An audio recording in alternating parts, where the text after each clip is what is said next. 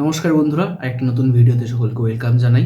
আশা করি সকলে খুব ভালো আছেন, সুস্থ আছেন। দেখুন, ভিডিওর থাম্বনেল অনুযায়ী আজকে ভিডিওর টপিক হচ্ছে বাবুঘাটের সেকাল ও একাল, মানে বর্তমান। সেকাল বলতে আমরা বলতে চাইছি যে আজ থেকে প্রায় 200 বছর আগে যখন বাবুঘাট তৈরি হয়েছিল সেই সময়কাল, যে সময় আমি আপনি কেউই উপস্থিত ছিলাম না, অর্থাৎ আমাদের জন্ম হয়নি। আর বর্তমান সময়, অর্থাৎ যে সময় আমি আপনি বহাল তবিয়তে বেঁচে রয়েছি। আচ্ছা, এই বাবুঘাটের মধ্যে একটা শব্দ রয়েছে বাবু। বাবু মানে বাবু রাজচন্দ্র দাস। বাবু রাজচন্দ্র দাস মানে রানী রাসমণির স্বামী। এবার আপনারা ভাববেন যে এই ছেলেটা আবার সে ঘুরে ফিরে রানী রাসমণির উপরেই চলে গেল। এই কি রানী রাসমণি ছাড়া কিছু জানে না? এবং রানী রাসমণি ছাড়া আমি অনেক কিছুই জানি, কিন্তু রানী রাসমণিকে আমি বেশি করে জানি। রানী রাসমণি এমন একটা ক্যারেক্টার যেটাকে নিয়ে খুব ভালোভাবে, খুব বেশি করে এক্সপ্লোর করা উচিত বলে আমার মনে হয়, যেটা এখনো হয়নি বাংলায়। তো সেই জন্য আমি চেষ্টা করি যেটুকু নলেজ আমার মধ্যে আছে আপনাদের মধ্যে ছড়িয়ে দিতে। কারণ আপনারাও রানীমাকে ভালোবাসেন, একটা আইকনিক ক্যারেক্টার, একজন নারী যে একা হাতে এত কিছু করেছিলেন। যাই হোক, আজকে টপিকে ফিরে আসছি। বাবুঘাটের নির্মাণ কাজ কবে শুরু হয়েছিল সেটা এক্স্যাক্টলি জানা না গেলেও 1830 সালে কিন্তু বাবুঘাটের নির্মাণ কাজটা শেষ হয়েছিল। তো সেই সময়ে মানে যে পুরনো যে ঘাটটা ছিল, ভাঙা চড়া ভগ্নপ্রায় দশা, সেটার অবস্থা দেখে রানী রাসমণি তার স্বামী রাজচন্দ্র দাসকে অনুরোধ করেছিলেন যে প্লিজ এটা আইদার সংস্কার করো অথবা নতুন করে একটা কিছু বানিয়ে দেওয়ার ব্যবস্থা করো। সালটা হচ্ছে 1823। একটা জিনিস মাথায় রাখতে হবে, এই 1823 সালটা কিন্তু রানীমার জীবনে খুব গুরুত্বপূর্ণ ছিল। কেন? কারণ 1823 সালে রানীমার পিতা হরেকৃষ্ণ দাস মারা যান। আবার 1823 সালে কিন্তু বাংলায় এক বিধ্বংসী বন্যা হয়েছিল, যে বন্যায় কিন্তু হাজার হাজার মানুষ জলের তলায় চলে গেছিলেন, হাজার হাজার মানুষ অসহায় ছিলেন, খাবার পাচ্ছেন না, জামা কাপড়ের অভাব। তো এই সকল মানুষদের কিন্তু রানী রাসমণি এবং রাজচন্দ্র দাস দেখভাল করছিলেন, তাদেরকে অন্ন দান করছিলেন, পোশাক, সমগ্র যা যা দরকার ছিল সবকিছুই কিন্তু দান করছিলেন। এক্ষেত্রে একটা জিনিস বলে রাখি, 1823 সালে যে বন্যাটা হয়েছিল, অর্থাৎ দামোদর উপত্যকার যে বিভিন্ন অঞ্চলে, মেদিনীপুর, হিজলি শহর, বিভিন্ন জেলায়, তো সেক্ষেত্রে কিন্তু এই দামোদর নদীর থেকে কিন্তু মেইন বন্যাটা শুরু হয়েছিল, এবং সেই জন্যই কিন্তু সেই সময় থেকে দামোদরকে বাংলার দুঃখ বলা হয়। তো যাই হোক, এই 1823 সালেই কিন্তু আবার জন্ম হলো রানীমার কনিষ্ঠ কন্যা জগদম্বা দেবী। ফলে রানীমার যে বাবা মারা গেলেন এই সালে, এবং রানীমা যে তার পিতৃ ভিটে, অর্থাৎ বাবা যেখানে থাকতেন, তিনি ছোটবেলায় যেখানে থাকতেন হালি শহরের কোনা গ্রামে, সেই কোনা গ্রামে গিয়ে শ্রাদ্ধ শান্তি করবেন বা চতুর্থীকরণ অনুষ্ঠানটা করবেন, সেটা কিন্তু সম্ভব ছিল না। কারণ তখন কিন্তু ট্রেন ছিল না, এরোপ্লেন ছিল না, একমাত্র যাতায়াতের ব্যবস্থা ছিল হচ্ছে নদীপথ, নৌকা করে। যেহেতু বন্যা হয়েছে এবং কন্যা ভূমিষ্ঠ হয়েছেন, ফলে নিজ গ্রামে যাওয়াটা তার পক্ষে সম্ভব ছিল না। ফলে তিনি বাধ্য হয়ে বাবুঘাটের স্থানে, যেখানে একটা খুব খারাপ অবস্থা, ঘাটটা ছিল কাদা হয়ে আছে, সেখানে গিয়ে চতুর্থীকরণ সারেন। এবং তিনি সেখানে দেখেন যেখানে হাজার হাজার মানুষ আরও তার মধ্যে চতুর্থীকরণ সারতে আসছেন। ফলে তিনি বাধ্য হয়ে রাজচন্দ্রকে বলেন যে প্লিজ এটার কিছু একটা ব্যবস্থা করো। আর এইখানটাই কিন্তু ছিল হচ্ছে বাবুঘাটের টার্নিং পয়েন্ট।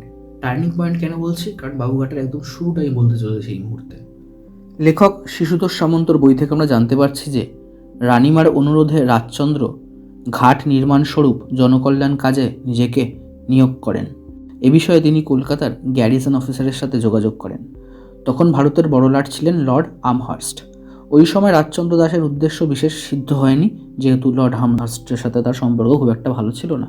কিন্তু পরবর্তীকালে লর্ড আমহার্স্টের পরে যখন লর্ড বেন্টিং এলো ভারতের বড়লাট হয়ে, সেই সময় কিন্তু বাবু রাজচন্দ্র দাসের সাথে বড়লাটের, অর্থাৎ উইলিয়াম বেন্টিংকের খুব ভালো সম্পর্ক তৈরি হয়েছিল, এবং বড়লাটকে তিনি এই ঘাট নির্মাণের কথাটা বলেন এবং বড়লাট থেকে অনুমতি দেন, এবং বহু অর্থ ব্যয় করে কিন্তু বাবুঘাট নির্মাণ শুরু হয়েছিল। সেক্ষেত্রে বলা যেতে পারে যে এই ঘাট নির্মাণের কাজটা ওই ধরুন 1828 সালের শেষের দিকে বা 1829 সালের শুরুর দিকে হয়েছিল, এবং শেষ হয়েছিল 1830 সালে। এবারে যদি আমি পুরো বাবুঘাটটার কথা বলি, এটা কিন্তু আমাদের পাশের বাড়ি বা আমাদের এলাকায় যে পুকুর ঘাট আছে সেই ঘাট না। Babughat it's a huge and massive thing. এটা অনেকটা চাঁদনি শোভিত একটা ঘাট। চাঁদনিটা মোটামুটি 36টা থাম দিয়ে তৈরি।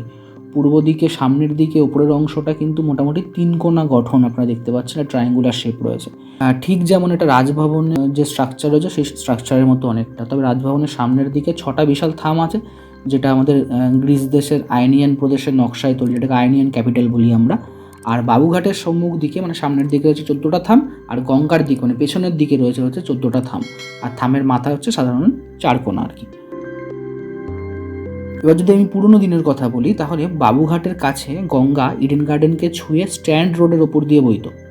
বাবুঘাটের যখন নির্মাণ হয়েছিল সেই সময় গঙ্গা পশ্চিম দিকে সরে গেছিল, ফলে নবগঠিত স্ট্যান্ড রোডকে ছুঁয়ে বইছিল। ঘাটটা ছিল অ্যাকচুয়ালি দ্বিতল, মানে দোতলা। চাঁদনির পূর্ব দিকে নিচের তলে ঘাটে নামার সিঁড়ি ছিল এবং স্নান করার জন্য কয়েকটা খোপ খোপ ভাগ করা হয়েছিল, মানে একটা ঘর মতো বানানো হয়েছিল।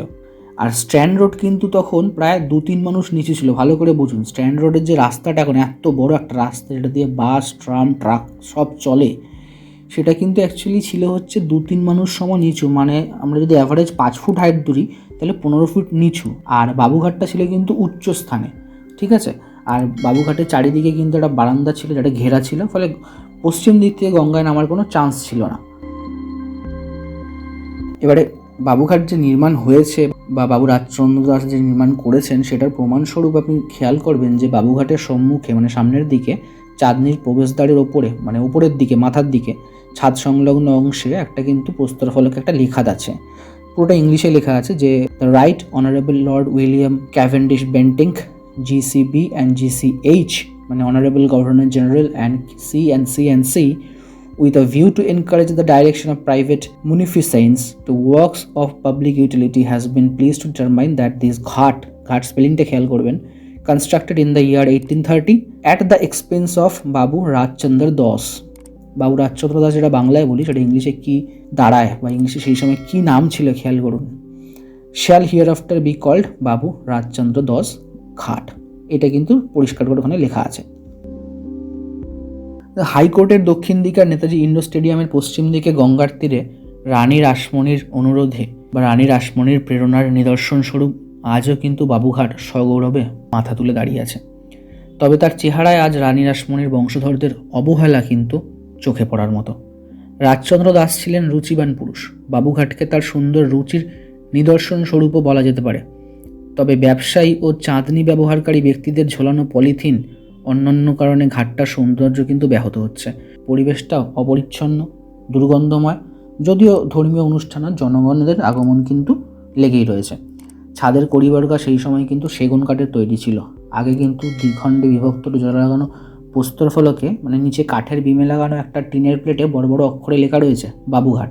আর স্ট্র্যান্ড রোড নির্মাণের পর বাবুঘাট নির্মাণ হয়েছিল।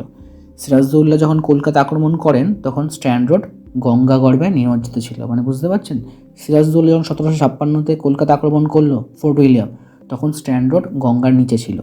বর্তমানে গঙ্গা দূরে সরে যাওয়ায় স্ট্র্যান্ড রোডটা উপরে উঠে এসছে এবং সেই জন্য কি হয়েছে, স্ট্র্যান্ড রোড ওপর দিকে উঠে গেছে আর বাবুঘাটের চাঁদনির যে দ্বিতলের সমান যে উঁচু জায়গাটা সেটা মাটির তলায় চাপা পড়ে গেছে। ওই জন্য যখন আমরা ঢুকি তখন সোজা আমরা নিচের দিকে চলে যাই, নাহলে কিন্তু এটা একটা বাড়ির মতন একটা উঁচু জায়গা ছিল। আচ্ছা, এছাড়াও আমরা জানতে পারছি যে চাঁদনির পশ্চিম দিক থেকে নতুন সিঁড়ি গঙ্গার দিকে নামানো হয়েছে। বর্তমান সার্কুলার রেলের নিচ দিয়ে গঙ্গায় নামতে হয়। চাঁদনির চাতালটা এখন ধর্ম ব্যবসায়ীদের খাটে পূর্ণ, ভিতরে যাত্রাপথ অতি সংকীর্ণ। তখনকার গঙ্গার পূর্ব পাড়ে বা বর্তমান ইডেন গার্ডেনের স্থান অবস্থিত ছিল। ইডেন গার্ডেন নামকরণ হয়েছিল 1854 সালে। এটা হচ্ছে 2025 সাল। বাবুঘাট তৈরি হয়েছিল 1830 সালে, মানে 195 বছর বয়স। আর 5 বছর পরে মানে 2030 সালে বাবুঘাটের বয়স হবে 200 বছর। তো এই 200 বছরের কালসীমাকে অতিক্রম করে যদি কোনো ঘাট সগৌরবে আজও মাথা তুলে দাঁড়িয়ে থাকতে পারে, বাবুঘাট তাদের মধ্যে একটা। বাবুঘাট থেকে চৌরঙ্গি পর্যন্ত রাস্তাটার তখন নাম ছিল বাবু রাজচন্দ্র দাস রোড। লোকে ওটাকে বাবু রোডও বলতো। বাবুঘাট আর বাবু রোডের মিলন হয়তো রাজচন্দ্রের অনাকাঙ্ক্ষিত ছিল, তাই বাবু রোডের পরিবর্তিত নাম রানী রাসমণি অ্যাভিনিউয়ের সঙ্গে বাবুঘাটের মিলন যেন কাঙ্ক্ষিত দুই পবিত্র আত্মার পুনর্মিলনকে সূচিত করে চলেছে। আর ঠিক যেন একটা অবিচ্ছেদ্য স্মৃতির হাত ধরে দিনের পর দিন, সময়ের পর সময় ধরে রানী রাসমণি এবং বাবু রাজচন্দ্র দাস একে গঙ্গা স্নাত হয়ে পবিত্র মনে মুক্ত হয়ে নিজ নিজ নিকেতনে ফিরে যাচ্ছে। তো this is the whole scenery. আমি বলেছিলাম যে রানী রাসমণি এমন একটা ক্যারেক্টার যিনি মানুষের এত উপকার করেছেন যে বলে শেষ করা যাবে না। রানী রাসমণিকে নিয়ে আমি যতই ভিডিও করি না কেন কম হয়ে যাবে। আমার ভিডিওতে ভিউজ খুব একটা হয় না, খুব বেশি লোক দেখে না, কিন্তু যারা দেখে তারা অ্যাপ্রিসিয়েট করে। এবং আমি আশা রাখি আগামী দিনে এই ভিডিওগুলো কিন্তু অনেকের কাছে একটা অ্যাসেট হয়ে দাঁড়াবে, অনেক মানুষের উপকারে লাগবে। যারা আগামী দিনে রানীমাকে নিয়ে পিএইচডি করবে, থিসিস লিখবেন, তারা কিন্তু আমার ভিডিও থেকে উপকৃত হবেন। সো ভিডিওটা এখানে শেষ করলাম। কেমন লাগলো অবশ্যই কমেন্ট বক্সে লিখে জানিও। তোমাদের কোনো বক্তব্য থাকলে সেটাও অবশ্যই কমেন্ট বক্সে লিখে জানাতে পারো, আমি চেষ্টা করবো রিপ্লাই দেওয়ার। ভিডিওটাকে লাইক, কমেন্ট আর শেয়ার করার অনুরোধ রইল। যারা প্রথমবার তারা ডেফিনেটলি চ্যানেলটা সাবস্ক্রাইব করে পাশের বেল আইকনটা প্রেস করে রাখবেন। ফিরে আসছি পরের ভিডিওতে। Till then take